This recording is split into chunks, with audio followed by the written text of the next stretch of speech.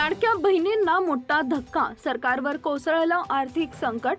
महिलांना आर्थिक सक्षम करण्याच्या हेतूने राज्य सरकारने मुख्यमंत्री माझी लाडकी बहीण योजना सुरू केली।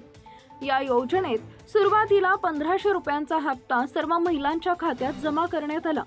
निवडणुकीनंतर सर्व महिलांच्या खात्यात 2100 रुपये जमा केले जातील असं सांगण्यात आलं होतं।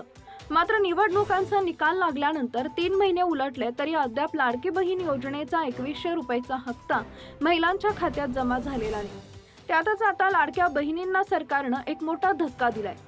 राज्यावर खर्चाचा बोजा वाढल्यामुळे लाडकी बहीण योजनेच्या रकमेत वाढ होणार नाही अशी माहिती समोर आली आहे। लाडकी बहीण योजनेच्या रकमेत वाढ नाही।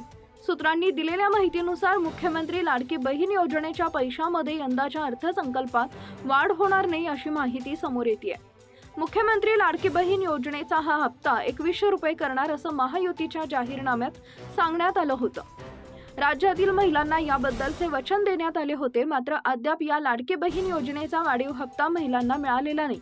सध्या महिलांना 1500 रुपये इतका हप्ता दिला जातोय। यासाठी आतापर्यंत राज्य सरकारने 46,000 कोटींची तरतूद केली आहे। सध्या राज्यावर खर्चाचा बोजा वाढलाय, त्यामुळे लाडकी बहीण योजनेच्या रकमेत वाढ होणार नाही अशी माहिती सूत्रांनी दिली आहे। त्यामुळे लाडकी बहीण योजनेचा वाढीव हप्ता देण्यात येणार नाही। लाडकी बहीण योजनेत महिला अपात्र ठरणार। लाडकी बहीण योजनेत आतापर्यंत 5 लाख महिलांना अपात्र करण्यात आलंय। तसेच सध्या लाडकी बहीण योजनेत विविध निकष लावण्यात आले आहेत, त्यामुळे लाडक्या लाखो बहिणींचे अर्ज रद्द करण्यात आले आहेत। लाडकी बहीण योजनेच्या उधळपट्टीला लगाम घालण्यासाठी निकष लावल्यामुळे लाडक्या बहिणी नाराज झाल्यात। तसेच गेल्या काही दिवसांपासून ही योजना रद्द होईल अशी ही चर्चा रंगली होती।